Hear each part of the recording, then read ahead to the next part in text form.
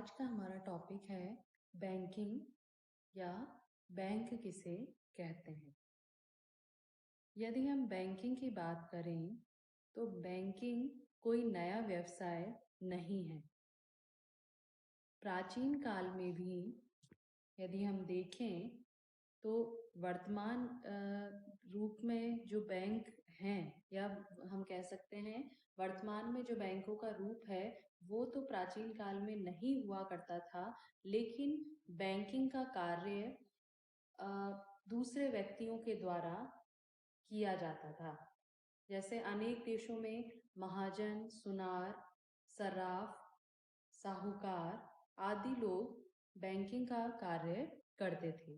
तो प्राचीन काल में भी बैंकिंग विद्यमान थी, हालांकि उसका रूप आज जैसा नहीं था, लेकिन जो बैंक हमें सुविधा देते हैं या बैंक का जो बेसिक फंक्शन है कि जनता को ऋण प्रदान करना, वो प्राचीन समय में गोल्ड स्मिथ या मनी लैंडर्स द्वारा किया जाता था। मतलब साहूकारों या सर्राफों के द्वारा यह कार्य किया जाता था धन उधार देने का।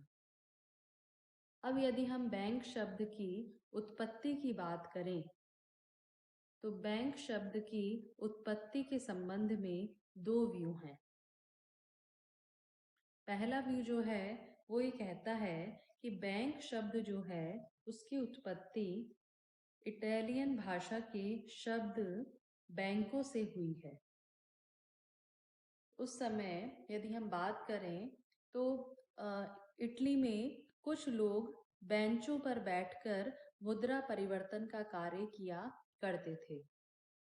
मुख्यतः यह कार्य इटली में भी गोल्ड स्मिथ द्वारा किया जाता था, तो लेकिन वो बेंचेस लगाकर अपना मुद्रा परिवर्तन का कार्य करते थे। तो ये माना जाता है कि बैंकिंग व्यवसाय की शुरुआत या बैंक शब्द की उत्पत्ति इटालियन भाषा के शब्द बैंकों से हुई है। लेकिन धीरे धीरे बैंक शब्द का उपयोग मुद्रा परिवर्तन करने वाली और बाद में साख की व्यवस्था करने वाली संस्थाओं के लिए किया जाने लगा। इसी के साथ यदि हम देखें तो बैंक शब्द की उत्पत्ति के संबंध में दूसरा जो व्यू है वो ये है कि बैंक शब्द की उत्पत्ति जर्मन भाषा के शब्द बैंक से हुई है, जिसका अर्थ होता था जॉइंट स्टॉक रिजर्व। ठीक है, तो यह हम कह सकते हैं इसको संयुक्त स्कंध कोष।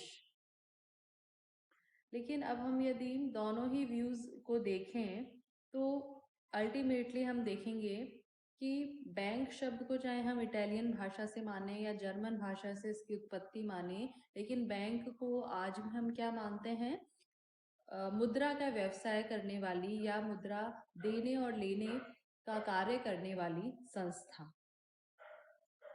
अब यदि हम कह सकते हैं कि